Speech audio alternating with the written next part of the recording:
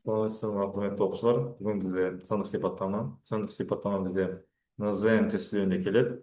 Сандық сипаттамада сіздерге 6 сұрақ, 6 сұрақты жарты сағатта шешіп бітіруіңіз керек. Жалпы сандық сипаттама деген не? Сіздерді ояқта сіздер салыстырасыздар. Бізде мысалы А және Б деген екі топқа бөлінген, қай топ үлкен соны белгілейсіздер. Мысалы ада 5 болсын, бда 4 болсын, бізде қайсы үлкен, а үлкен болса аны белгілейсіздер. Егер жауаптар бір-біріне тең болатын болса, сіздер с жауабын белгілейсіздер.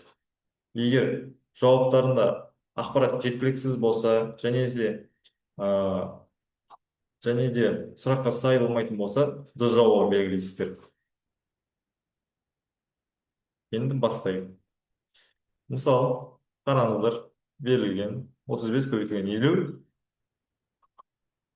Б қатарында 35 көбейтілген 5 қосылған 35 көбейтілген 10. Көбісі Б деп ойлауы мүмкін, бірақ ондай емес. Мысалы, 35-тен бізден аяқты екеу. Оны бір жеке жақшаға шығарсақ болады. 35 көбейтілген 15. Бізден аяқта 35-тен 15 шақтысы бар екен, аяқта бізде 35-тен 50 шақтысы бар екен. Көрдіңіздер ме? Аяқта негіз шығармай-ақ А жауабын белгілесек болады. Бізде уақыт шектеулі ғой. Арақашықтығы 100 метр, арақашықтығы 10,2 километр дейді. Бізде мына жақта 100 метр. Мына жақта бізде 10-2 километр десе. Бізде білесіздер, километрде 1000 метр бар. Қысқартасыздар, яғни мына жақта 200 метр екен. Б жауабында 200 метр. Яғни жауабымыз бар. Міне, А қатары 29 күн. X айындағы күн саны көбісі ойлайды, жауабы Б деп. Бірақ ол ондай емес. Мысалы, X айында бізде білесіздер, бір жылда 12 ай бар.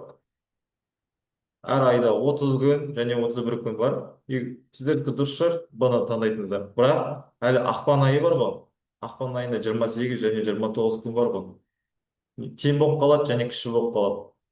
Сол үшін біз мына жақта Д жауабын белгілейміз. Біз біле кететіндер Зерделі Education'ға тіркеліп комментарий жазып кетіңіздер, және де сіздерді Рысқұлбеков 2 адресінде сіздерді күтетін боламыз.